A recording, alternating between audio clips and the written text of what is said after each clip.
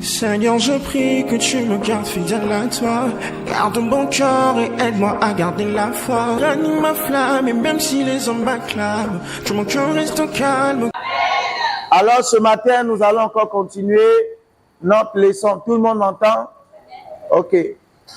Nous allons continuer notre leçon ou notre étude biblique, les enseignements de base pour que tu sois un chrétien affermi, un chrétien pas emporté par tout vent de doctrine.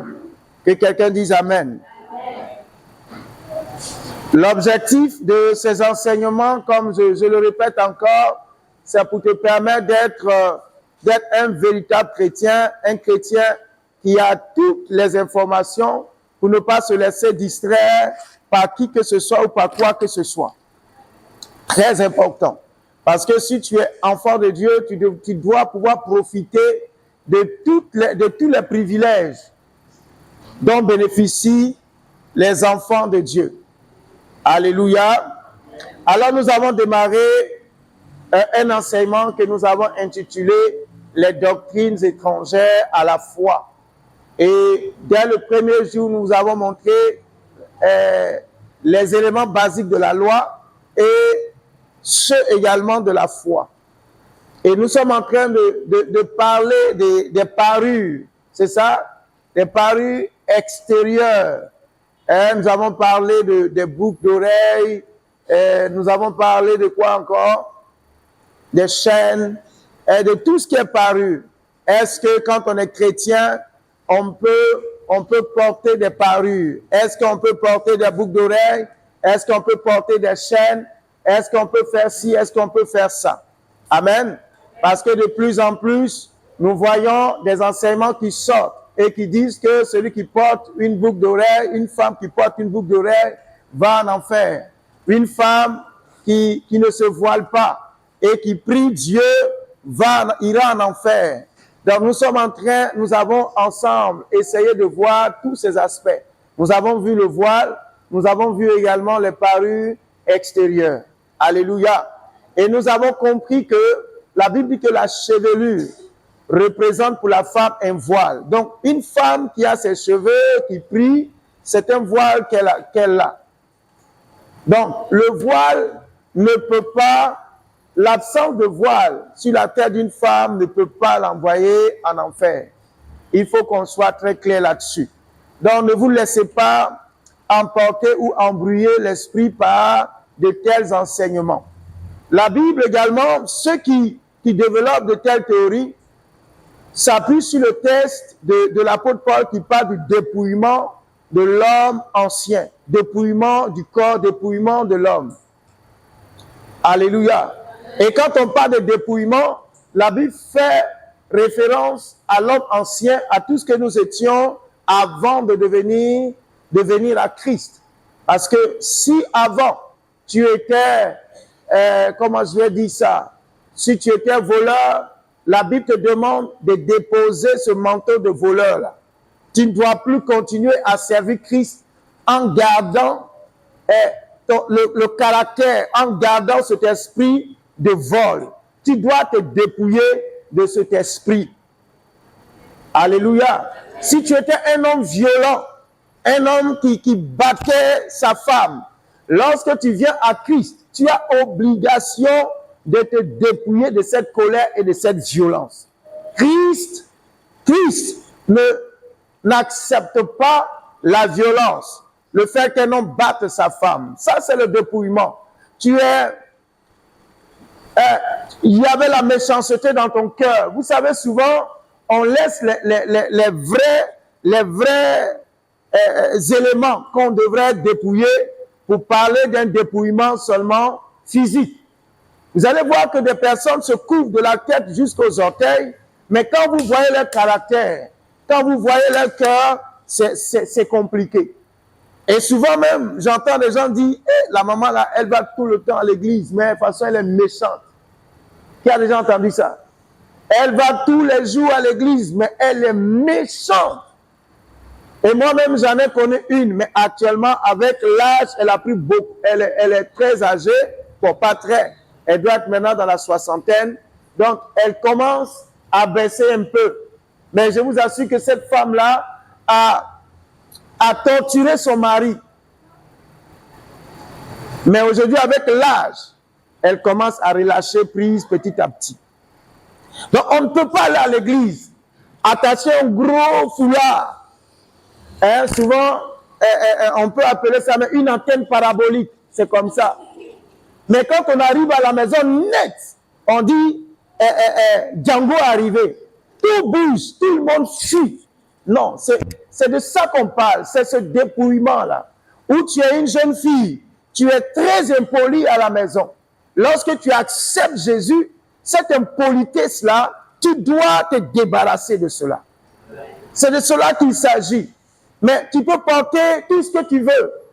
Comme on appelle, donc tu peux porter le plus grand foulard, le plus grand boubou. Hein? Nous tous ici, on peut nous ramasser, mettre dedans. Et puis tu viens à l'église. Mais si tu sors de là et que tu vas faire n'importe quoi, ce grand boubou-là n'a aucune utilité. Que quelqu'un dise Amen. Donc, nous devons comprendre ces aspects et dire que ce que la Bible enseigne, c'est la modestie, c'est la décence, c'est d'être sobre. Est-ce que quelqu'un comprend? Ne pas être des filles de Lady Gaga aussi. Quand on est chrétien ou chrétienne, on ne doit pas suivre la mode de manière aveugle et on ne devrait même pas suivre la mode. Ne dites pas Amen. Hein? Parce que vous voyez aujourd'hui, les jeunes portent leur jean et puis laissent descendre. Mais quand on est chrétien, on ne suit pas cela. Amen. On ne doit pas suivre ce que le monde fait. Ce que nous devons faire, c'est ce que la Bible nous enseigne. Donc, on doit être modeste, on doit être modéré dans tout ce que nous faisons. Et quand on veut s'habiller de manière décente. Quand on dit décente, c'est très important. Alléluia. Donc, ce matin, nous allons lire Apocalypse chapitre 21, le verset 2. Je veux boucler déjà cet enseignement sur les parures pour que vous reteniez, ne pas qu'on extrapole, qu'on tire en long pour rien. Pourtant, on a déjà dit l'essentiel. Amen. Celui qui porte sa chaîne au cou, c'est pour le Seigneur qui la porte. Celui qui ne porte pas aussi, c'est pour le Seigneur qui ne porte pas. Donc, celui qui porte, celui qui ne porte pas, il n'y a pas de plus grand entre eux. Celui qui est grand, c'est le Seigneur. Donc, ce n'est pas une histoire, celui qui dit, bon, le Seigneur m'a convaincu de ne pas porter de chaîne. Alléluia. Mais celui à qui le Seigneur a convaincu ne doit pas penser que celle qui porte sa chaîne au cou doit aller en enfer. Là, en ce moment, ça devient dangereux. Amen. La Bible dit, celui qui mange, c'est pour le Seigneur. Celui qui ne mange pas aussi, c'est pour le Seigneur. Mais nous allons voir tous ces aspects. Apocalypse chapitre, j'ai dit combien? 21. 21, nous allons lire à partir du verset 1er. Puis je vis un nouveau ciel et une nouvelle terre, car le premier ciel et la première terre avaient disparu, et la mer n'était plus. Et je vis descendre du ciel d'auprès de Dieu, la ville sainte, la nouvelle Jérusalem préparée comme une épouse qui s'est parée pour son époux. Amen. Qui s'est parée pour son époux. Donc, on ne peut se parer qu'avec des parures. Donc, la ville sainte qui descend du près de notre Dieu est parée. Donc, pour dire que la ville dans laquelle toi et moi, nous sommes en train de lutter pour pouvoir vivre, c'est une ville qui est parée. Une ville scintillante. Une ville où nous allons voir des pierres précieuses. La Bible dit même que le sol, là-bas, vous n'allez pas voir la poussière. Le sol est couvert de pierres précieuses. Vous voyez un peu quand on voit, nous autres qui ne sommes pas encore allés derrière l'eau, quand on voit les images, on dit, yeah, c'est joli, hein? C'est ça? On a l'impression que tout le sol est recouvert de, c'est pas, ça peut être de pavés. Ils font de telle sorte que leur rue soit formidable. Et la Bible nous dit que la Nouvelle Jérusalem, le ciel, quand tu marches, tu peux même te mirer. Tu marches, tu peux te voir à travers les rues. Donc c'est une ville pareille, ça va être une ville magnifique. Donc, pour habiter dans cette ville également, ce sont des hommes et des femmes magnifiques qui vont y habiter. Alléluia. Donc, ne te laisse pas distraire par des rudiments, par des doctrines qui n'ont rien à voir avec la foi. Gloire à Dieu. En Afrique, le paille en général est vu comme un vêtement de femme. C'est ça? Ok, mais de temps en temps, nous aussi, on prend un morceau, on fait une chemise et puis on porte. Comme ce matin, je vais voir qui, les hommes qui ont porté la chemise paille. Il y a Maxwell, il y a M. Nadier, Patrice. Tu veux nous tromper, mais il y a un peu de pain dedans. Amen. Donc le pain en général, c'est un habit, c'est un élément que les femmes utilisent. Mais nous les hommes également, nous l'utilisons pour en faire des vêtements. Et dans les pays côtiers ou dans certains pays, vous allez voir que le pain est beaucoup utilisé par les hommes. Je prends par exemple certains peuples en Côte d'Ivoire ou même au Ghana. Vous allez voir que les hommes, et ça c'est pas tout le monde également qui peut s'habiller ici. Lorsque tu as les moyens, chez eux également, c'est un vêtement de marque et de grandeur. Le monsieur, il porte une petite culotte et il a au moins 3 gros pailles. Un qu'il met ici comme ça. Il ne sait pas comment ils font. Il met ici comme ça.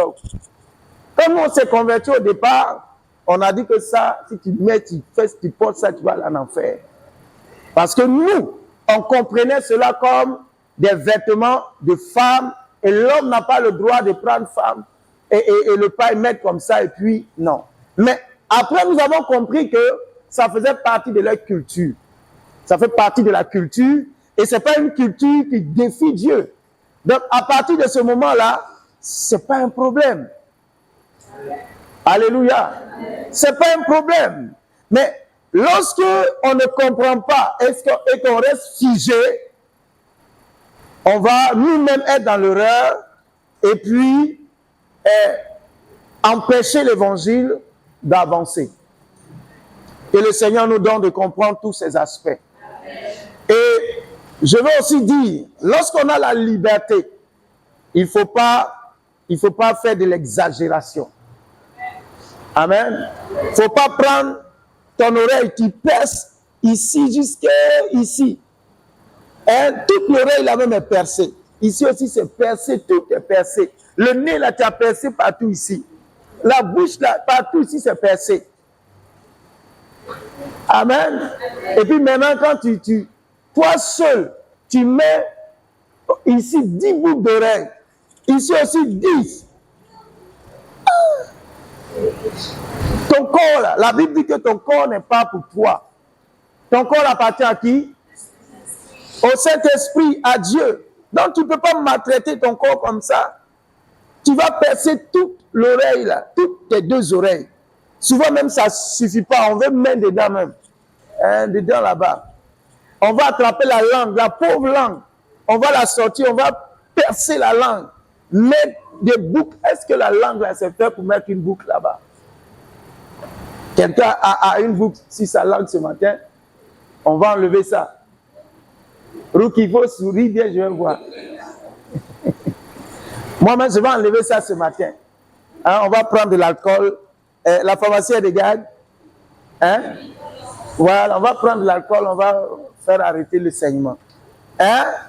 Donc, les boucles un peu partout, langue, et même dans l'intimité des femmes, je ne vous encourage pas à le faire. Dis Amen. C'est pas ça qui va... Souvent on dit non, il faut faire ça pour retenir le mari. Toi, tu sais les filles qui sont dehors là, combien elles ont mis là-bas? restons modestes, restons simples pour le Seigneur. Alléluia. Non, quand les filles du monde font ça, elles sont belles, elles sont attirantes, elles sont... Non, vous savez, la femme chrétienne, ce qui rend la femme chrétienne belle et extraordinaire, c'est la bonté de son cœur. Quand une femme à l'intérieur est bonne, je vous ai déjà dit, il n'y a pas de raison qu'elle ne devienne pas belle. Tu as un bon cœur, tu vas voir que le Saint-Esprit, cette bonté-là va réjaillir sur ton apparence. Quand surtout tu as la paix du cœur. Vous savez, quand on donne sa vie à Jésus, il y a cette paix du cœur là qu'on ne saurait expliquer. Quand tu as la paix du cœur, bien aimé, même si ton nez était gros, ton nez va diminuer. Oui, ça va diminuer. Et Dieu va commencer à te métamorphoser. Dieu va te rendre extraordinaire. Et Dieu lui-même, souvent note l'apparence. Regardez quand la Bible décrit Jésus, la Bible dit qu'il n'avait ni beauté, c'est ça, pour attirer nos regards. Et ce sont nos souffrances qu'il a portées. Donc, si nous voulons nous arrêter sur ce texte-là, Dieu n'a pas pris un corps de mannequin, un corps de joli garçon qui fait 1m95. Ça, c'est le rêve de toutes les femmes. Je veux un homme qui fait 1m95. Nous, les autres, là, on est foutus, on ne va pas avoir de femmes. Hein? Jésus n'a pas pris une grande taille pour venir. Mais il a été modeste. Il n'était pas d'une beauté extraordinaire, mais simple. Mais pourtant, c'était Dieu dans la chair. Alléluia. Donc souvent, on veut être beau d'une manière exagérée. On va aller faire une chirurgie. On veut que le nez devienne ceci. On veut que la bouche devienne comme ça. Ça, ce sont les gens du monde qui font ça. Amen. On ne peut faire recours à la chirurgie que lorsqu'on a un problème de santé. Mais les affaires de beauté, là, laissez ça. Vous me dites amen. Tu n'es pas d'accord? Tu vas aller diminuer ton nez. Ou bien ajouter un peu sur tes lèvres. Quand on veut avoir des lèvres pulpeuses, ou bien c'est quoi? On va aller mettre graisse de porc dedans, graisse de porc ou bien de mouton. Maintenant, tu te promènes avec graisse de mouton si dans ton corps, quand même. On dit le corps de l'homme. Toi, dans ton corps de l'homme, là, il y a graisse de mouton dedans. Donc, toi, c'est le corps de mouton et de porc ou bien de corps d'homme et de mouton. Restons simples. Alléluia. Restons simples. La paix du cœur nous donne d'être magnifiques. Je peux avoir du lotus, Bazam. La paix du cœur donne d'être rayonnant. C'est pourquoi nous devons travailler à avoir la paix du cœur. Alléluia. Donc, chrétiens et chrétiennes, n'exagérons pas. N'exagérons pas. Et je vais rapidement parler aussi de... On en a déjà parlé, c'est pour moi-même, c'est le propriétaire. Il paraît-il aussi qu'on ne porte pas les talons. Qui a porté talons ce matin? Si tu portes ça, là, tu es sur la rue de l'enfer. Que quand tu portes les talons, là, ça veut dire que toi-même, tu vas aller en enfer. Mes filles, si vous avez l'argent pour porter les talons, portez. Parce qu'au ciel, il n'y a pas de talons. Amen. Mais que ce soit à la gloire de Dieu. Que ce ne soit pas pour autre chose. Alléluia. Nous allons lire un autre texte et je voudrais également toujours parler de cette doctrine étrangère. Il est presque l'heure. Nous allons prendre Galates chapitre 4.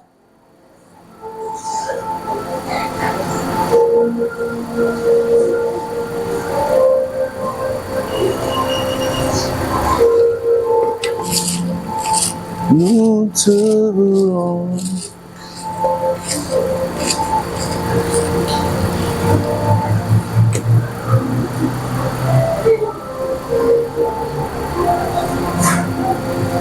Quelqu'un a trouvé?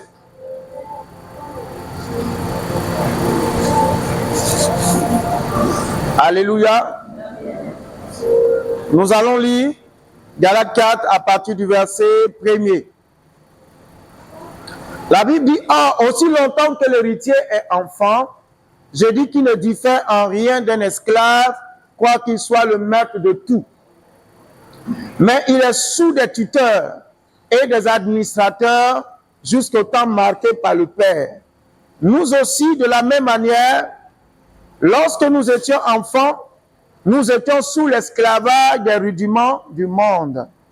Mais lorsque les temps ont été accomplis, Dieu a envoyé son Fils né d'une femme, né sous la loi, afin qu'il rachatât ceux qui étaient sous la loi, afin que nous reçussions l'adoption. Et parce que vous êtes fils, Dieu a envoyé dans nos cœurs l'esprit de son Fils, lequel crie « Abba, Père ».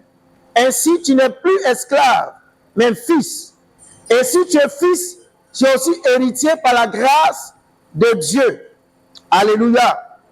Autrefois, ne connaissant pas Dieu, vous serviez des dieux qui ne le sont pas de leur nature. Mais à présent que vous avez connu Dieu, ou plutôt que vous avez été connu de Dieu, comment retournez-vous à ces faibles et pauvres rudiments, auquel de nouveau vous voulez vous servir encore? Vous observez les jours, les mois, les temps et les années. Je crains d'avoir inutilement travaillé pour vous. On va aller au verset 1.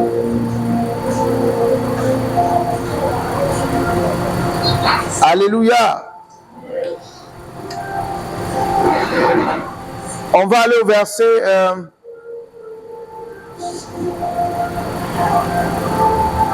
le verset 26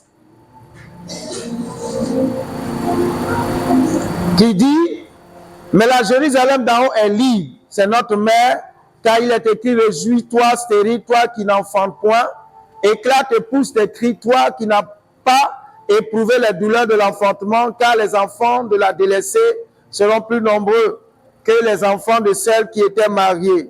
Pour vous, frères, comme Isaac, vous êtes enfants de la promesse, et de même qu'alors celui qui était selon la chair persécutait celui qui était né selon l'esprit, ainsi en est-il encore maintenant. Alléluia. Encore en est-il là maintenant. Alors, ce texte que nous venons de lire montre clairement que lorsque nous sommes encore enfants, pas qu'on nous impose, mais notre nature même de bébé et d'enfant nous impose un certain nombre d'éléments. Par exemple, quand on a un bébé, le bébé, ce qu'il peut prendre, c'est seulement le lait. Même quand il voit les cuisses de poulet passer et qu'il veut, il ne peut pas. Parce que sa nature même ne lui permet pas de manger le riz, de manger le thon, de manger tout ce que vous savez de solide. Parce que son estomac ne le permet pas. Mais au fur et à mesure que l'enfant va commencer à grandir, on va commencer également à lui donner la nourriture un peu des grandes personnes. Alléluia. Donc quand on est chrétien et qu'on est encore bébé, la Bible dit qu'on ne diffère en rien de l'esclave. C'est pourquoi nous travaillons à ce que chacun parvienne à une maturité spirituelle, à une croissance spirituelle. Sinon nous-mêmes, nous nous limitons dans ce que nous devons avoir. Ce n'est pas que Dieu ne veut pas nous donner, mais quand il regarde notre métabolisme, c'est-à-dire notre organisme, il sait qu'en nous donnant ça, ça va nous tuer. Alléluia. C'est pourquoi vous allez voir que ces enfants qui sont là, quel que soit l'argent que les parents auront, ils ne vont jamais aller leur acheter une moto, une vraie moto. les motos qu'on va leur donner sont les motos en caoutchouc. En Noël, là, on paye, on leur donne. Vous allez voir, ils sont contents comme ça. Contents comme ça. Mais toi, si on te donne ça, tu vas chuter ça. Dis, mais tu te fous de moi ou quoi? Parce que tu as grandi et tu sais que ça ne t'est plus utile. Amen. Donc, si nous voulons également profiter des véritables bénédictions, il va falloir que nous grandissions dans le Seigneur. Alléluia.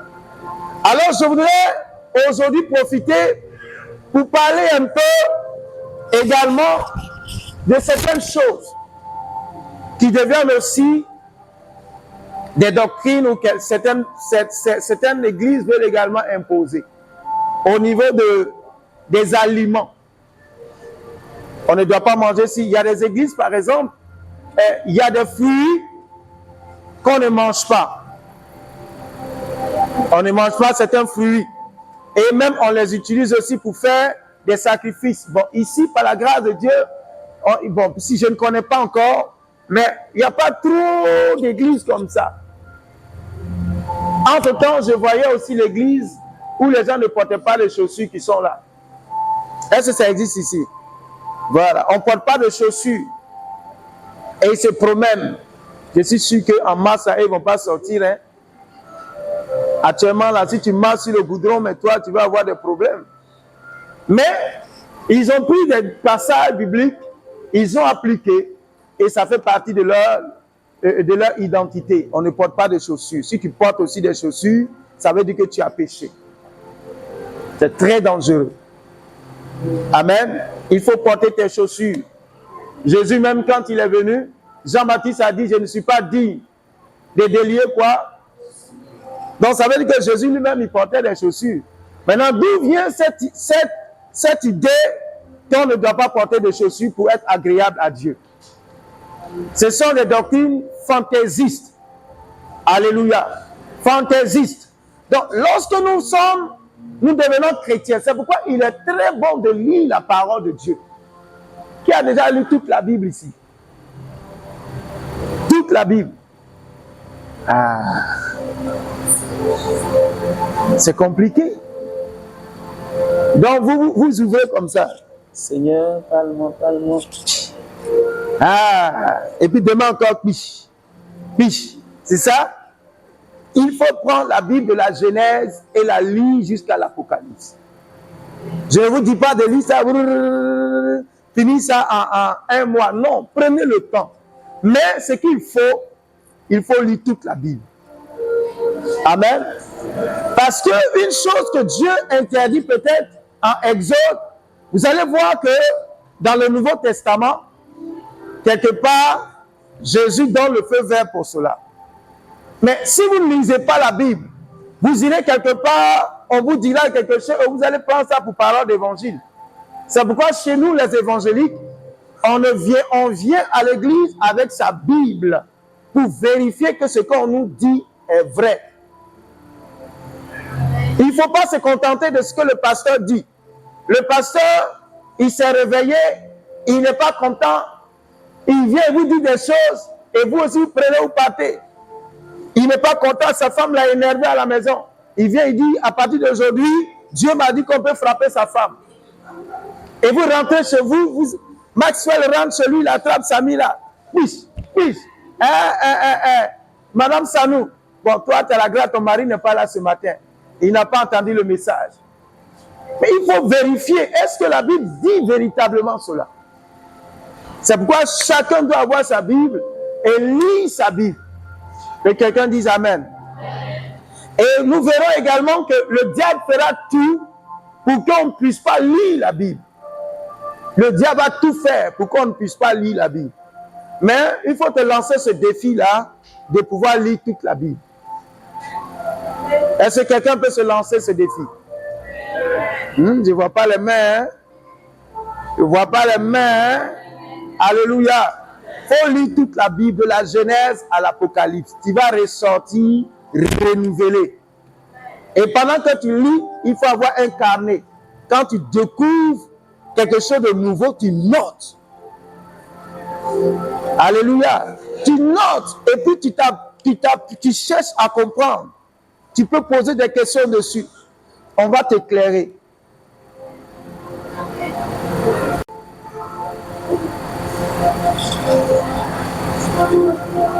Donc, les rudiments dont il est question quand on est enfant, on nous impose ou il y a des choses qu'on ne peut pas pouvoir connaître. Et dans le livre le texte que nous venons de lire, c'est dans Galates. Quand vous lirez dans Colossiens, vous allez voir également qu'on parle des rudiments. La Bible dit que si nous sommes morts en Christ. Pourquoi est-ce qu'on nous impose encore ces rudiments? Ne goûte pas, ne touche pas, ne prend pas. Quelqu'un a déjà vu ce texte? Alléluia. Donc, quand on est chrétien, et au commencement même, lorsque Dieu crée le ciel et la terre, il dit à l'homme, dominez, assujettissez, et voilà, régnez. Donc, Dieu a donné la capacité à l'homme de dominer. C'est pourquoi vous allez voir même l'éléphant, l'homme arrive à apprivoiser l'éléphant. Même le lion. Il y a des gens qui ont des lions chez eux comme des animaux de compagnie. Même le python, des gens ont ça chez eux comme des animaux de compagnie. Tous les animaux, l'homme arrive à dompter. Parce qu'en l'homme, il y a cette domination que Dieu lui a inculquée. Alléluia. Tout ce qui existe sur la terre, même les poissons, c'est parce que la baleine, elle est tellement grande qu'on ne peut pas l'appeler. On ne peut pas. Hein, la baleine c'est un gros poisson. Mais tout, que ce soit les requins, tout, l'homme arrive à apprivoiser. Donc Dieu a donné le pouvoir à l'homme de dominer. Alléluia. De dominer dans le livre de la Genèse. Mais vous verrez que on est dans des familles où il y a des traditions, des coutumes, des totems. Mais quand on devient chrétien, normalement ces totems-là devraient sauter. Ça devrait sauter. Mais quand tu n'es pas encore formé, il ne faut pas aller contre ça. Grandis d'abord. Et quand tu as la conviction, quand tu arrives à comprendre que ton Dieu est plus fort que celui qui est dans le monde, c'est pas que quelqu'un va te dire non, ton Dieu est plus fort, toi aussi. Quand tu arrives toi-même à réaliser cela, alors tu peux faire face à l'adversité. Alléluia. Dans nos villages, il y a des interdits. Dans nos familles, il y a des interdits. Mais nous qui sommes chrétiens, normalement, ces interdits doivent normalement sauter. Dis à quelqu'un, ça doit sauter. Si dans ta famille, on ne mange pas le poisson silure, il faut prendre m'envoyer. Je vais rendre grâce à Dieu. Tu t'assois puis je mange devant toi. Je ne vais pas mourir. Si je ne meurs pas, ça veut dire que normalement, toi aussi, tu ne dois pas mourir. Mais ce qui donne la puissance à ces traditions-là, c'est parce qu'il y a des sorciers derrière, il y a des démons derrière qui veillent sur ça. Est-ce que quelqu'un me comprend? On vous dit qu'il y a une rivière de poissons et les poissons qui sont là-bas sont sacrés. Depuis quand le poisson est sacré? Depuis quand? Ce qui est sacré, c'est la vie de l'homme. Regardez aujourd'hui, on protège les animaux même plus que les hommes. Plus que les hommes. La vie de l'homme est devenue banale. Mais les poissons sont sacrés. On va adorer le poisson. On va adorer des caïmans. Crocodile braisé est doux, hein? Qui a déjà mangé ça? J'ai une sœur en Christ qui m'a une fois fait manger, je crois que c'est caïman ou bien en tout cas crocodile braisé. Mais c'est extraordinaire. J'ai cherché ça après dans toute la vie, je n'ai jamais trouvé. Mais il y a des gens qui adorent ça. Même l'hippopotame. La chair de l'hippopotame est très douce. Voilà, ma fille dit, hippopotame, non, tu ne peux pas, quand on fume ça bien, on te fait une petite soupe là. Mais quand tu n'as pas la connaissance, on va te dire non, ne touche pas. Ne touche pas, ne touche pas et ne touche pas. Mais comme je le dis, il va falloir être un chrétien fondé et enraciné dans le Seigneur pour que toutes ces choses-là puissent sauter. Amen. Il faut que toi-même tu sois convaincu. Dis à quelqu'un, toi-même convaincu.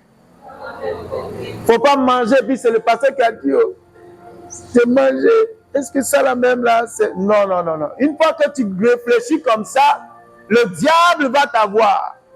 Il faut que tu arrives à être convaincu que Jésus t'a donné le pouvoir sur cette chose-là. Il ne faut pas aller dire, tu manges, tu as peur. Maintenant, quand ta bouche est tordue, on te demande qu'est-ce qui s'est passé. Tu dis, c'est pas le jeune pasteur là. Et le dimanche, il a dit que les totems là, c'est pas vrai. Moi aussi, je suis venu, j'ai mangé, puis ma bouche est tordue. Et puis tes parents vont commencer à me chercher, me poser des questions. Sois d'abord convaincu toi-même. Amen. Sois convaincu. La Bible dit par exemple, je vous ai donné le pouvoir de marcher sur les serpents et les scorpions et sur toute la puissance de l'ennemi. Mais il y a encore des chrétiens qui ont peur des sorciers. Il y en a ici.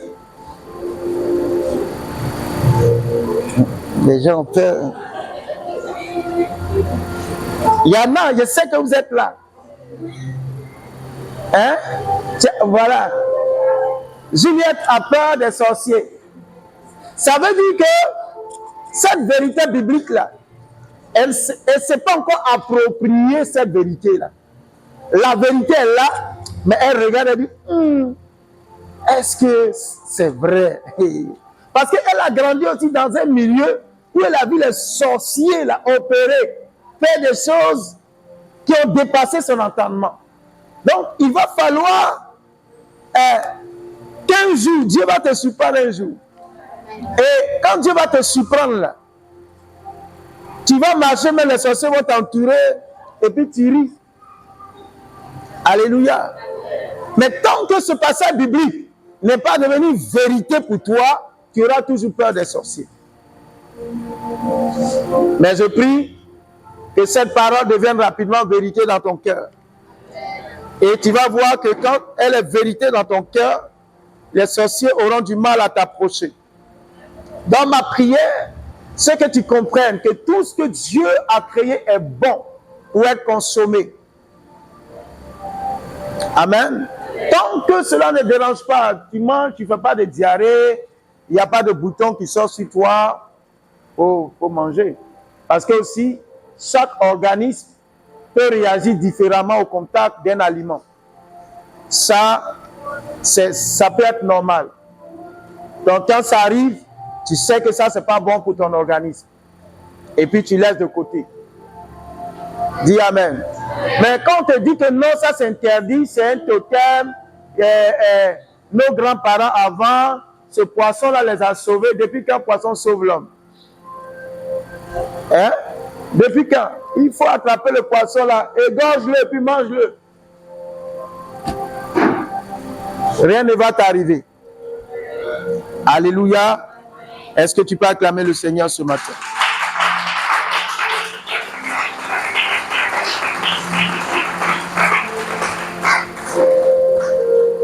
On va lire un texte et on va s'arrêter. Colossiens chapitre 2.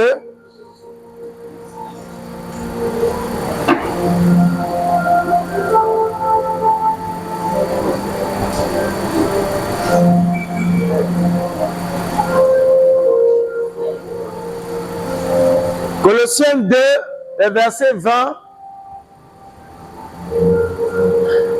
au verset 22. Je lis Colossiens chapitre 2, le verset 20 au verset 22. Si vous êtes morts avec Christ au rudiment du monde, pourquoi, comme si vous vivez dans le monde, vous impose-t-on ces préceptes? Ne prends pas, ne goûte pas, ne touche pas. Préceptes qui tous deviennent pernicieux par l'abus et qui ne sont fondés que sur les ordonnances et les doctrines des hommes. Ils ont à la vérité une apparence de sagesse, en ce qu'ils indiquent un culte volontaire de l'humilité et le mépris du corps. Mais ils sont sans aucun mérite et contribuent à la satisfaction de la chair. Quelqu'un a compris quelque chose? La Bible dit que si on est mort en Christ, on ne devrait plus nous imposer quoi que ce soit en ce qui concerne. Il ne faut pas toucher, il ne faut pas manger, il ne faut pas goûter. Christ nous a libérés. Amen. Christ nous a libérés. Et quand tu nais dans un environnement, ce qui pousse dans ton environnement, ce qui est là dans ton environnement, Dieu te le donne pour que tu puisses vivre. C'est ce que la Bible dit.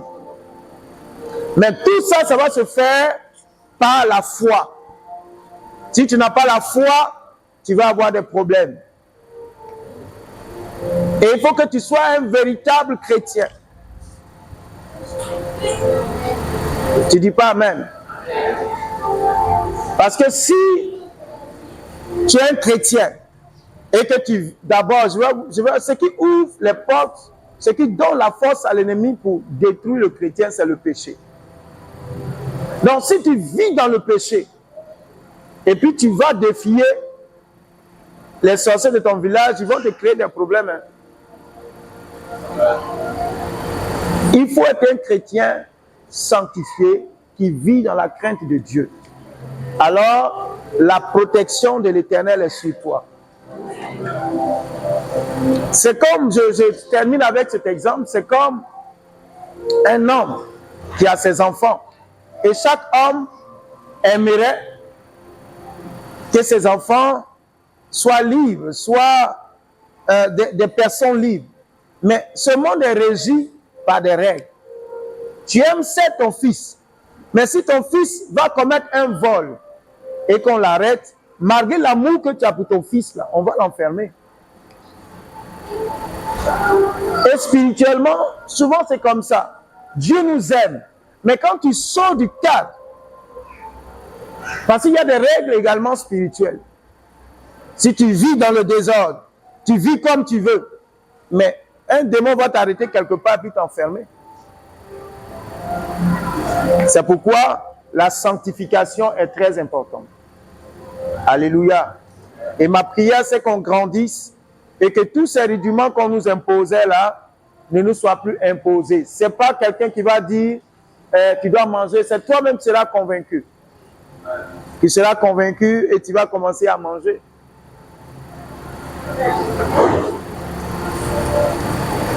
Il y a un village que je connais, chez eux, on ne mange pas la viande de bœuf. Vous savez pourquoi? Parce qu'ils ont une fête qu'ils font. Et quand à la fête là, ils peuvent s'ouvrir le ventre, sortir les intestins. Tu vas regarder, ils vont même couper. Et puis, tourner, passer derrière le mur, ils reviennent, il n'y a plus rien. Donc, tous ceux qui font cette fête-là, qui se vantent, qui se piquent, ne mangent pas la viande de bœuf, leur famille. Donc, quand tu nais dans cette famille-là, on te dit chez nous, on ne mange pas la viande de bœuf. Ah, mais quand tu deviens chrétien,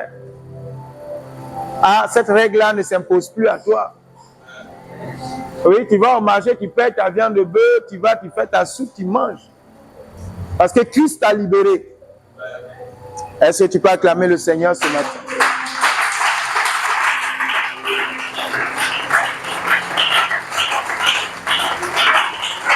Alors, je vais m'arrêter là ce matin. Et puis, s'il y a des questions, on va les prendre. Et ensemble, on va répondre à ces questions.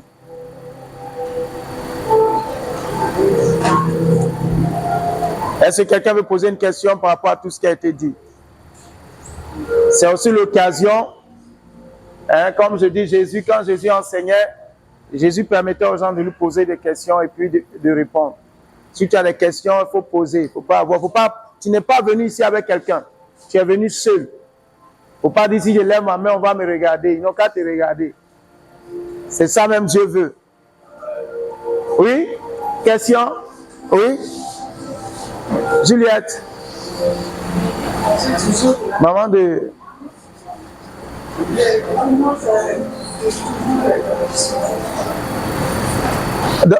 Oui, les traditions, oui.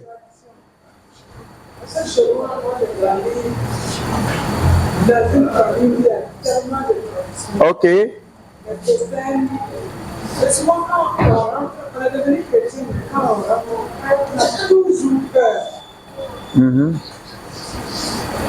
sais pas comment on doit se comporter. Ok. Il y a des choses qui continuent de faire et souvent on nous invite. Tu ne peux pas dire que moi je suis chrétienne, tu as peur que la nuit je vienne le dire. Je réponds quoi. Elle a raison, oui. C'est ce qui prend la journée, c'est ce qui prend la nuit. Ok. Et si tu as refusé la journée, c'est que la nuit ils vont te juger. Et tu ne dois pas t'en sortir. C'est pas comment on doit faire quoi.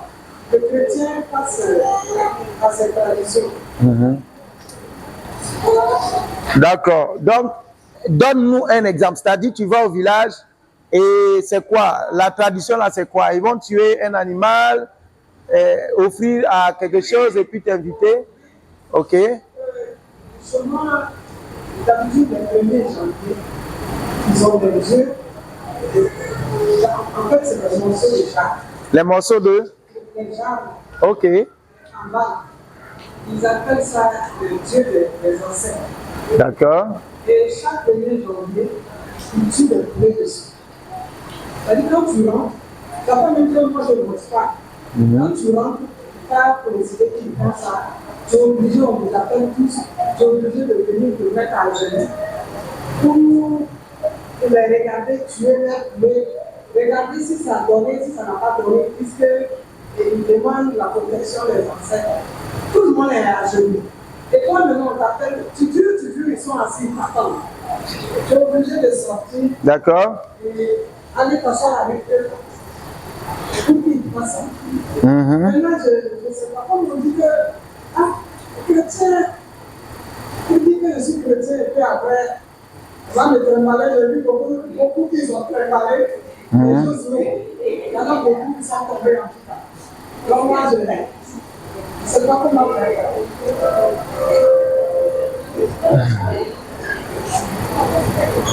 Amen. Donc voici la préoccupation de notre sœur. Et comme je disais tantôt, on est souvent dans des familles où il y a beaucoup de choses qui sont faites. Et quand on devient chrétien, on ne sait pas comment faire.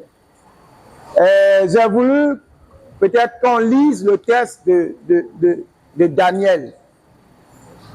Tu connais un peu Daniel dans la Bible? Tu connais son histoire avec ses compagnons? Ok. Le grand roi, on va lire. C'est mieux. Et partant de là, on va essayer de répondre.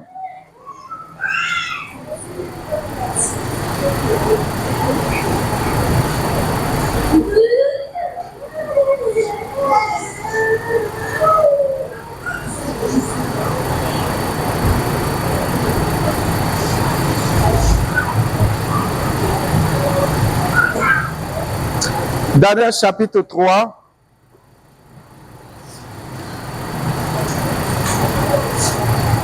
À partir du verset 5. On va lire et puis on va essayer de... Bon, on va lire à partir du verset 4. Daniel chapitre 3 à partir du verset 4. Tout le monde a trouvé? Ah chérie, chez toi là, il n'y a pas Daniel. Voilà.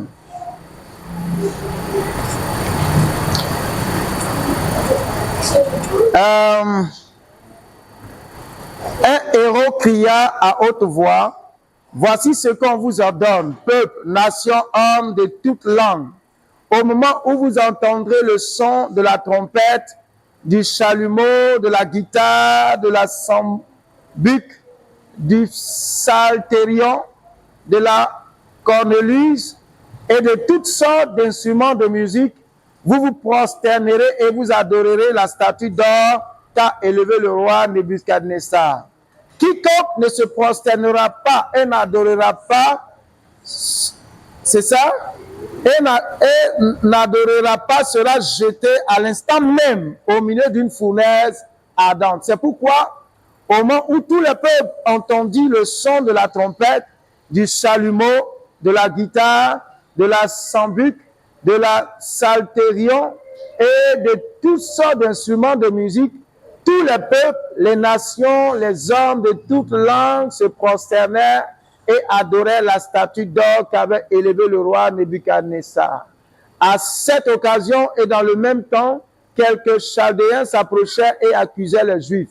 Ils prirent la parole et dirent au roi Nebuchadnezzar, « Ô roi, vis éternellement, tu as donné un ordre d'après lequel tous ceux qui entendraient le son de la trompette, du chalumeau, de la guitare, de la sambuc, du psalterion, de la cornéluse et de toutes sortes d'instruments devraient se prosterner et adorer la statue d'or. Et d'après lequel quiconque ne se prosternerait pas et n'adorerait pas serait jeté au milieu d'une fournaise ardente. Or, il y a des Juifs à qui tu as remis l'intendance de la province de Babylone, Shadrach, Meshach et Abednego, hommes qui ne tiennent aucun compte de toi, ô roi, ils ne servent pas tes dieux et ils n'adorent point la statue d'or que tu as élevée. Alors Nebuchadnezzar, irrité et furieux, donna l'ordre qu'on amena Shadrach, Meshach et Abednego. Ces hommes furent amenés devant le roi. Nebuchadnezzar prit la parole et leur dit, « Est-ce de propos délibérés, Shadrach, Meshach et Abednego, que vous ne servez pas mes dieux et que vous n'adorez pas la statue d'or que j'ai élevée, maintenant tenez-vous prêts. Et au moment où vous entendrez le son de la trompette, du chalumeau, de la guitare, et de tous les instruments de musique, vous vous prosternerez et vous adorerez la statue que j'ai faite. Si vous ne l'adorez pas, vous serez jeté à l'instant même au milieu d'une fournaise ardente. Et quel est le Dieu qui vous délivrera de ma main? C'est ça? Quel est le Dieu qui vous délivrera de ma main? Shadrach, Meshach et Abednego répliquèrent au roi Nebuchadnezzar, nous n'avons pas besoin de te répondre là-dessus. Voici notre Dieu que nous servons peut nous délivrer de la fournaise ardente et il nous délivrera de ta main, ô roi. Sinon, sache, ô roi, que nous ne servirons pas tes dieux et que nous n'adorerons pas la statue d'or que tu as élevée. Sur quoi Nebuchadnezzar fut rempli de fureur et il changea de visage en tournant ses regards contre Shadrach, Meshach et Abednego. Il reprit la parole et ordonna de chauffer la fournaise 7 fois plus qu'il ne convenait de la chauffer. Puis il commanda à quelques-uns des plus valeureux soldats de son armée de lier Shadrach, Meshach et Abednego et de les jeter dans la fournaise ardente. Ces hommes furent liés avec leurs caleçons. Vous voyez que les Shadrach même portaient caleçons. Avec leurs caleçons. Mais aujourd'hui, il y a des églises dans lesquelles on dit de ne pas porter caleçon. Ah oui, vous allez, je prie Dieu que vous ne tombez pas sur cette église-là. Hein? Il y a beaucoup de choses, hein? Ces hommes furent liés avec leurs caleçons, leurs tuniques, leurs manteaux et leurs autres vêtements et jetés au milieu de la fournaise ardente. Comme l'ordre du roi était sévère et que la fournaise était extraordinairement chauffée, la flamme tua les hommes qui y avaient été... C'est ça? La flamme tua les hommes qui y avaient jeté Shadrach, Meshach et Abednego. Et ces 3 hommes, Shadrach, Meshach et Abednego, tombèrent liés au milieu de la fournaise ardente. Vous voulez qu'on continue la lecture? C'est bon? Ok. Je m'arrête là. Arrivé à la maison, vous pouvez continuer la lecture. Mais nous avons lu jusqu'au point où ces 3 messieurs ont été jetés dans la fournaise ardente. Ces hommes-là ont été jetés dans la fournaise ardente. Et c'est un peu similaire au cas que notre sœur vient d'exposer. Bon, dans ton cas, ce n'est même pas le chef du village, ce n'est même pas le président de la République. C'est peut-être un oncle, celui qui détient encore le pouvoir d'adorer. Mais ces messieurs-là sont arrivés dans un pays étranger. On les a d'abord, leur pays a été vaincu. On les a pris comme des esclaves et on les a envoyés à Babylone. Et là-bas, à cause de leur intelligence, on leur a accordé des responsabilités, des dignitaires. Ils travaillaient pratiquement comment je vais dire ça, à la présidence, si je veux dire. Ils travaillaient, ils étaient proches de l'empereur.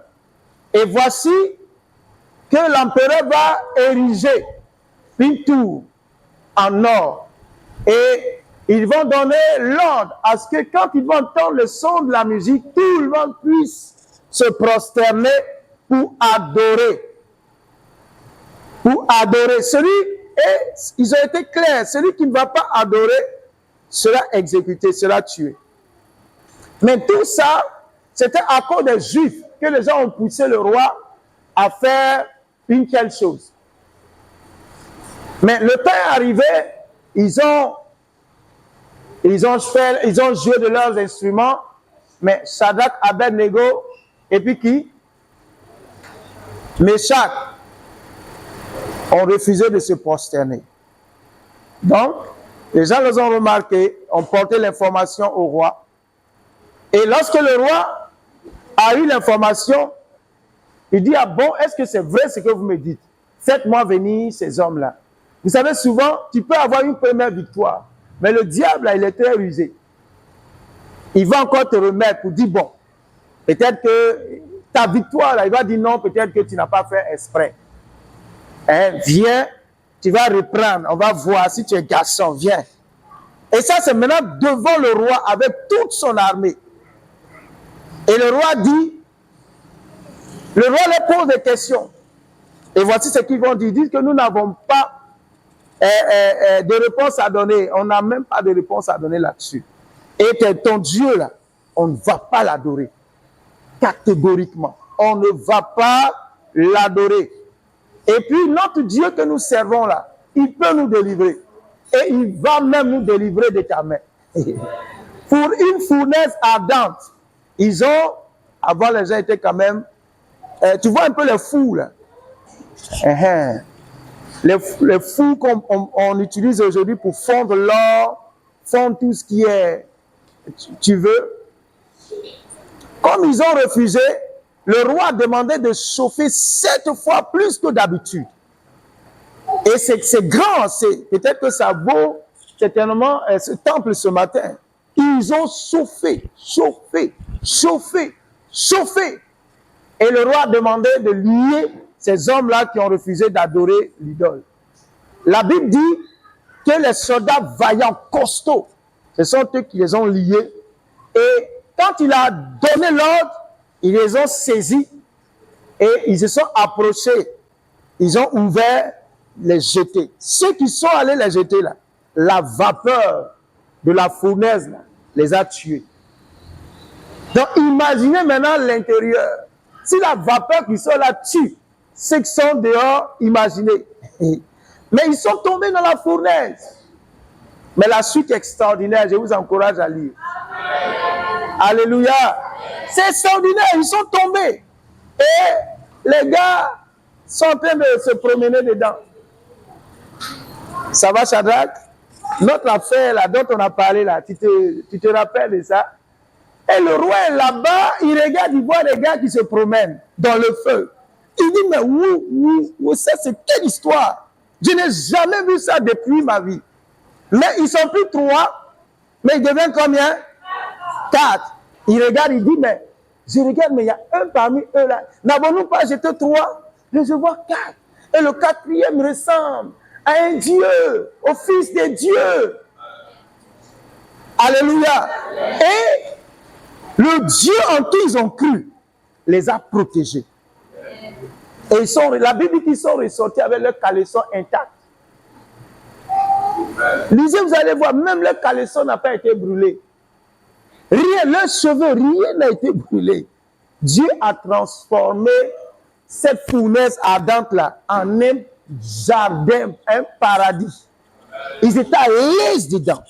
Ce que je veux te dire ce matin, Le degré de confiance que tu places en Dieu, c'est ce qui te sauve. Si tu crois que Dieu va te sauver, Dieu va te garder, Dieu va te garder. Mais si tu as déjà peur, non, ils sont nombreux et ils vont venir. Regarde ce que même tu dis. Le véritable juge s'appelle Jésus. Eux là, ils veulent te juger. Mais eux-mêmes là, le juge s'appelle Jésus. La Bible appelle le juge, le véritable juge. Donc, si tu as déjà peur, tu te lis déjà à eux. Mais si tu es convaincu que le Dieu pour lequel tu refuses de te prosterner pour les regarder et garder ses poulets va te protéger, il va te protéger, Juliette. Il va te protéger. Ça, c'est une fournaise ardente. On les a jetés dedans. Mais Dieu les a protégés du feu. La nuit, je ne dirai pas qu'ils ne vont pas venir t'attaquer. Ils viendront t'attaquer. Mais le Fils de Dieu qui a été avec Meshach, Abed-Nego et Shadrach, il est avec toi. Et même maintenant, il s'appelle comme Emmanuel. Dieu est avec nous. Il sera avec toi. Il dit, je ne vous abandonnerai pas. Je serai toujours avec vous jusqu'à la fin du monde. Mais comme je le dis, c'est souvent la peur. C'est parce que tu as peur. Et nos ennemis, là, nous combattent par la peur que nous dégageons. Alléluia. Donc ça, c'est un. Maintenant, deuxième, ce que je veux te dire. Quand tu es assis dans la foi, là, ils n'ont qu'à égorger les poulets. Verser le sang, là, ils n'ont qu'à préparer. Si c'est moi, j'ai mangé. Oh, je vais faire un bon acheté ou bien faire mon petit riz et puis j'envoie. Faut t'envoyer, Seigneur, je te rends grâce pour ce bon poulet que tu me donnes. Parce que la Bible dit qu'en réalité, ce qu'ils adorent, ce n'est pas un Dieu. Ce n'est pas des dieux. Amen. Ce n'est pas des dieux. Donc, tu peux rendre grâce à Dieu et puis tu manges. Et puis tu te lèves, tu t'en vas. Rien ne va t'arriver. Juliette, mais si ta foi n'est pas solide, il ne faut pas manger. C'est une question de niveau de foi. Parce que toi, tu as déjà peur. Donc, il ne faut pas manger. Mais je prie que tu n'aies plus peur. Alléluia. Et puis, il faut aussi montrer à tes parents que tu es chrétienne. Je ne dis pas d'aller te vanter pour dire, moi je suis chrétienne. Vous là, vous allez aller en enfer. Non. Déjà par ton conseil, eux-mêmes qui vont dire, Juliette, bon, comme toi tu es devenue chrétienne là, on sait que tu ne vas pas vouloir. C'est eux-mêmes qui vont te déclasser. Amen. Mais si tu as peur, quand tu vas au village, arrivé à l'entrée du village, tu enlèves ton manteau de chrétien là, tu déposes. Tu arrives au village, tu commences à faire parler avec tout le monde. Bon, c'est pas bon. Mais si tu arrives au village, la Juliette qu'on connaissait, c'est une nouvelle. D'ailleurs, même quand tu vas rentrer là, ceux qui ont les yeux spirituels vont voir que tu n'es pas rentré seul. Est-ce que tu sais que tu as des anges qui te suivent? Est-ce que tu sais ça? Non. Non, tu ne sais pas. Chaque chrétien a des anges qui le protègent. Mais souvent, nous ne savons pas cela. Et on se laisse aller à la peur, à la crainte. Donc, si tu vas, d'abord, il faut passer du temps dans la prière, parce que c'est un combat. Il faut prier, il faut demeurer dans la parole de Dieu. Et puis, tu vas manifester beaucoup d'amour. Il faut les aimer. Mais tu leur dis simplement que, bon, toi, tu es devenu chrétien, tu crois en Jésus, c'est des choses que toi, tu ne peux plus faire. Eux, ils peuvent faire, mais bon, toi, tu ne peux plus faire. Pas en les insultant, non. Hein? Faut pas faire comme Josué. Josué a pris le tabac à aller ensommer le vieux sorcier là. Non, toi, le sorcier même, tu le respectes. Tu lui dis, ça seulement, je ne peux plus faire. J'ai donné ma vie à Jésus, vous êtes mes parents, mais seulement, c'est la différence, quoi. Quand tu vas dormir la nuit, là, ils n'ont qu'à venir. Juliette, il ne faut pas avoir peur. Il faut dormir. Ils vont venir te chercher, ils ne vont pas te trouver. Oh, est-ce que vous-même vous connaissez Dieu?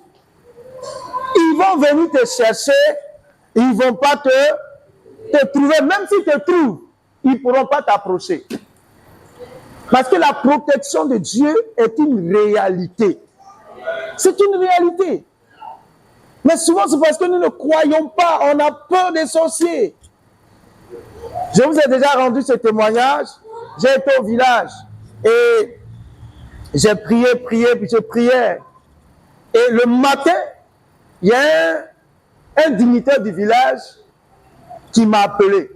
Non, il partait à l'église, parce qu'il est catholique, il partait et il m'a appelé. Il est passé à la maison, il dit, mais il y a une nuit, je suis sorti pour me soulager.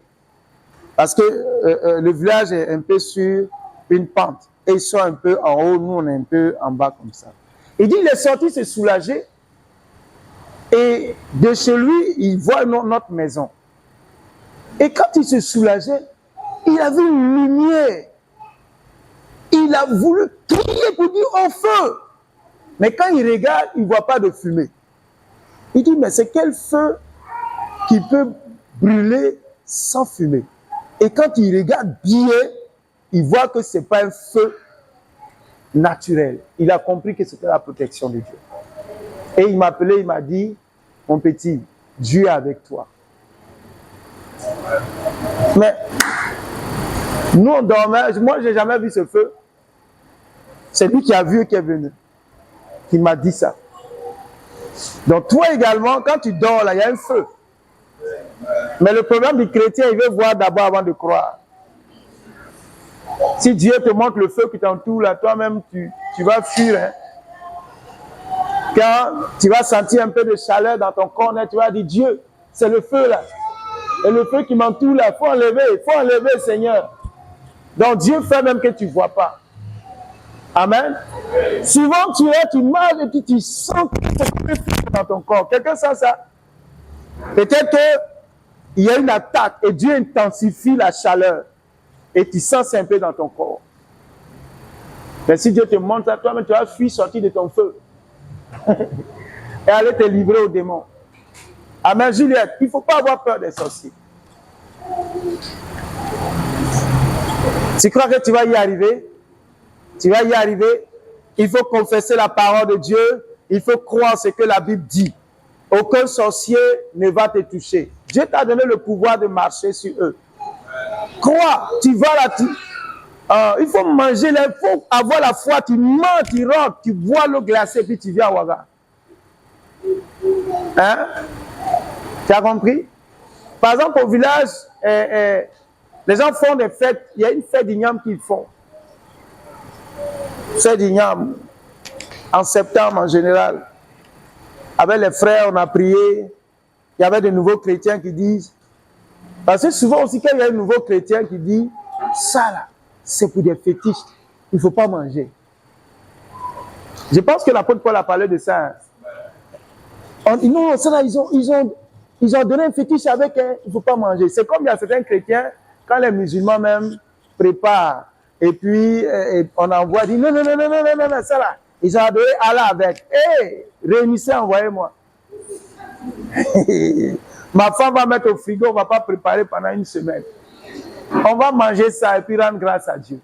Il y a des chrétiens qui refusent de manger la nourriture des musulmans. Pourquoi? Rendez grâce et puis mangez.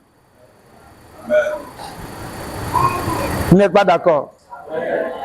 Rendez grâce. Et j'ai même appris qu'il y a des protestants même qui ne mangent pas la nourriture des catholiques. J'ai dit, ah bon? Ça c'est la semaine même que j'ai appris ça. J'ai dit, ah bon? Ça c'est où ça? Mais c'est scandaleux. Rendez grâce. Rendons grâce et mangeons. Amen. Même si ton voisin, c'est le plus grand féticheur du quartier. Toi aussi, tu sais que tu es assis. Faut pas être un chrétien, tu te caches pour faire les choses. Si c'est ça, là, il va t'envoûter. Toi-même, tu es solide, tu es assis, tu pries, tu jeûnes, tu te consacres. Il n'a qu'à faire, il n'a qu'à envoyer, rends grâce à Dieu et puis mange. Rien ne va t'arriver. Juliette, est-ce que je réponds à ta question? Croyons à la parole de Dieu. Dieu nous protège. Amen. Dieu nous protège. N'ayons pas peur. Souvent, on donne trop de puissance au diable. Trop de puissance, trop de force. Les gens, ils se lèvent, il a un peu mal à la tête. Et c'est pas un sorcier qui m'a tapé. Mais il va te taper maintenant. C'est bon? Quelqu'un veut poser encore une autre question?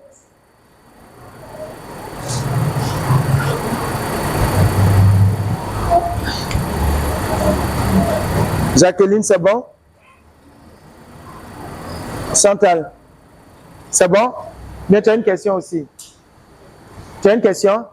Tu as une question, puis tu es assise là, hein, tu es chicoté. Lève-toi, puis pose ta question.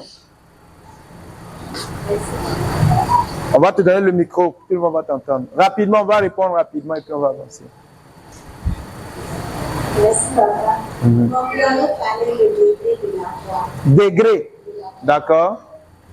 Comment savoir que arriver à un temps donné, et dans le degré de la foi est devenu réellement la foi? Ok.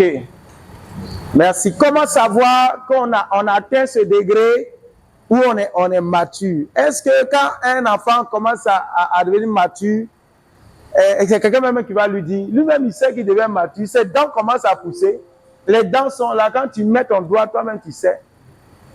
Donc la maturité de la foi, c'est lorsque tu arrives à un niveau où ce qui est écrit dans la Bible devient une réalité pour toi. Amen. Ce qui est écrit là devient une réalité pour toi. Ce n'est plus quelque chose d'illusoire où tu ne maîtrises pas. Mais quand la Bible dit que tu as le pouvoir, là, tu crois que tu as le pouvoir. C'est ça la maturité. Je ne sais pas si je me fais comprendre. Quand la Bible te dit que tu as le pouvoir sur les démons, tu crois que tu as le pouvoir sur les démons. C'est la maturité, c'est simplement ça. Et aussi, dans ton caractère, tu vois aussi certains aspects. Par exemple, nous les hommes, on est devenus adultes. Quand on est adulte là, on a une barbe. La voix devient grosse. Même si, bon, c'est pas pour tout le monde, hein. Il y a des niveaux grosses. Les jeunes filles, tout change.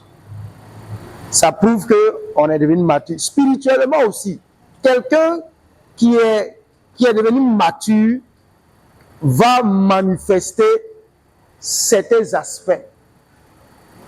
Et ces aspects-là, c'est ce que la Bible cite. Par exemple, le fruit de l'esprit, l'amour, la joie, la paix, la tempérance, toutes ces choses-là, quand tu commences à les manifester, c'est que tu es en train d'atteindre la maturité. Mais quelqu'un, quand on dit un d'eux qui se bat encore, tu n'as pas encore atteint la maturité. Quand on te marche un peu sur la tête, les injures, ce sont les païens même qui viennent, les gens même qui ne connaissent pas, qui, ah, ma chérie, oh, tu es chrétienne, non? Hein? Et puis tu fais des choses comme ça. Qui t'a dit que chrétien n'incite pas les gens? Hein? C'est parce que je suis chrétien ou parce que je suis bête? Faut me chercher, tu vas voir. Je vais enlever après de jeter la main de côté pour te montrer. Ça veut dire que là, tu n'es pas encore mature. Chantal, tu comprends ça? Le chrétien mature, c'est celui-là qui manifeste les fruits. Un arbre qui n'est pas encore mature ne donne pas de fruits. Quand l'arbre commence à donner les fruits, c'est que l'arbre a atteint la maturité. Alléluia. Et aussi le fruit là, le fruit devient d'abord une fleur, c'est ça? Après la fleur s'agrandit. Donc, arrivé à ce moment, tu vas sentir que toi qui faisais beaucoup parler là, maintenant ça diminue un peu, hein. Ça veut dire que le fruit là est en train de venir. La maîtrise de soi là vient un peu. On t'insulte 10 fois, tu réponds une fois. Ça veut dire que ça vient un peu. Mais avant, toi on t'insulte une fois, toi t'insultes 10 fois. Donc, la présence du fruit de l'esprit montre que tu atteins la maturité. Je ne sais pas si j'ai répondu. Quelqu'un aussi peut-être qui se posait la question, dit, c'est vrai, hein? On n'a pas vu ça, mais elle a bien posé la question. Donc si tu ne manifestes pas les fruits de l'esprit, je ne parle pas de... Il faut faire la différence entre don et fruit. Fruit, c'est le caractère. Le caractère que tu vas dégager parce que tu es enfant de Dieu. Hein? Tu vas aimer les gens qui sont autour de toi. Tu deviendras capable de pardonner, capable de partager ce que tu as. Hein? Quelqu'un qui devient... Voilà, c'est ça. Mais tant que tu n'as pas encore atteint ça, tu dois encore travailler. Amen. Oui, Jean d'Arc.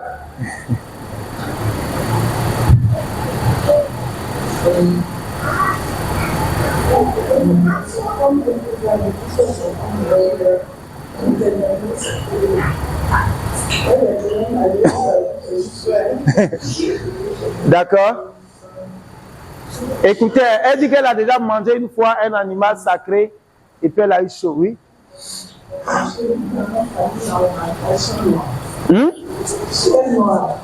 Chien noir. Wow, là.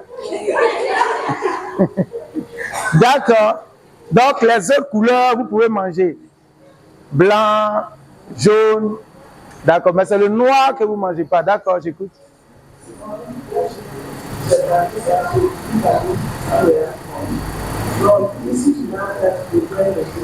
Ok.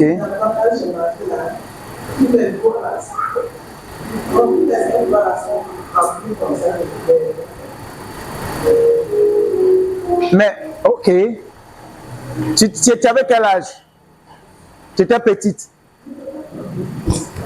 Jeune fille? Mais tu étais petite? 11 ans, tu es encore... Tu étais chrétienne? Je n'ai pas dit que tu partais à l'église. Tu es chrétienne. Est-ce que tu étais convertie? Donc, tu as la réponse. Oui, vas-y. D'accord. Ok.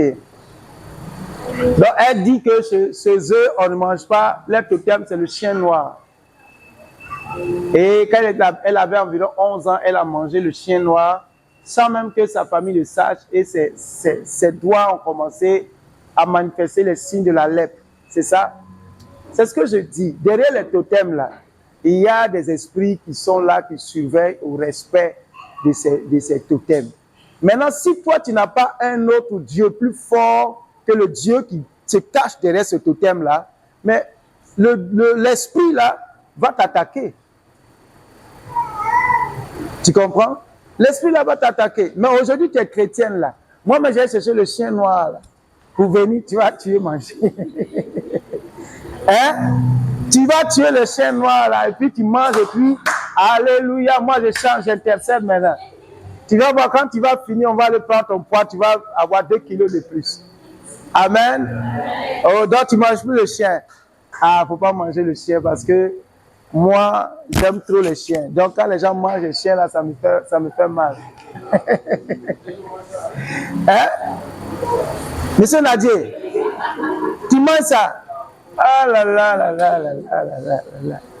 Amen. Moi, j'aime beaucoup le chien. Donc, quand je vois même un chien mort, ça me fait quelque chose. Un chien qui est mort, là, ça me fait quelque chose. Ou voir quelqu'un en train de tuer un chien, mais avant, quand j'étais petit, ça peut me traumatiser pendant un mois. Parce que j'aime beaucoup les chiens. Beaucoup. Bon, mais ce n'est pas pour autant que si tu manges, tu vas aller en enfer. Non. Ce n'est pas autant pour autant que si tu manges ça, non.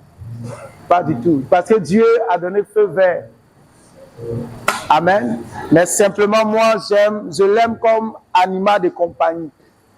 Maintenant, si toi, tu le lèves pour le manger, malheureusement, ou ton chien, quoi. Amen. Donc, Jean d'Arc, c'est parce que tu n'étais pas encore chrétienne. Aujourd'hui, tu es chrétienne, c'est des choses qui ne peuvent plus agir sur toi. Amen. Qui ne peuvent plus agir sur toi. Par exemple, dans les villages, on dit si tu te laves à minuit, quoi. Quand moi je vais au village, je me lave à 1h du matin. Souvent, je cause avec les frères, minuit même me dépasse. Et puis, tu sais, au village, là, c'est les 12 tours, on met les pailles au dehors, là, je me lave, et puis je chante, oh, venez louer Jésus. Pour qui ça que je me lave? Il n'est pas venu. En fait, la confiance et l'assurance, là, ça donne déjà la victoire. Amen. Vous savez, aujourd'hui, quand le président Ibrahim Traoré a décidé de quitter la CEDEAO, bon, tout le monde, oh, là, on va mourir, ça va pas aller. Mais quand le monsieur, il parle avec confiance. Jusqu'à aujourd'hui même, beaucoup ne croient pas en son projet. Hein. Mais le monsieur, quand il parle avec assurance. Mais est-ce que ça fait combien de temps qu'on est dedans? On est en train d'avancer. Mais si le gars, il doutait même de sa chose là, vous allez voir qu'il y a longtemps, on l'a dégagé de là. Mais il parle avec assurance. Il sait que c'est difficile, mais il sait où il va. Il sait où il va. Ceux qui sont à côté, nous, ceux qui sommes à côté, on dit, mais est-ce qu'on va s'en sortir? Le gars dit, on va s'en sortir. Mais voilà, on avance. C'est comme ça aussi la foi dans le Seigneur. Amen. Ça fait même que les présidents des Occidentaux même ont commencé, les gens le craignent partout, les gens parlent de lui maintenant bien. Il devient une figure de résistance. Pourtant, il est jeune, hein, mais c'est sa détermination qui est en train de faire réussir son projet. Est-ce que toi, tu es déterminé? Tu crois comme ça, comme le président IB à son affaire? Est-ce que toi, tu crois en ton affaire? AES, là, lui croit en ça. Et puis on avance. Malgré les difficultés, il avance. Et dernièrement, il a dit qu'il a eu raison de prendre cette voie. Parce que ce qui se passe dans le monde, là, lui donne raison. Et on avance. Il faut croire, simplement. Amen.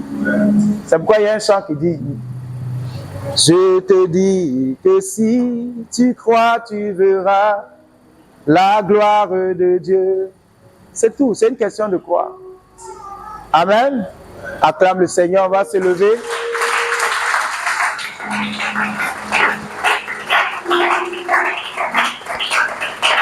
Tiens-toi debout. Si tu as une question, tu peux la préparer pour le dimanche prochain. Tiens-toi debout, salue quelqu'un. Le groupe musical va venir nous conduire dans un temps de louange et d'adoration.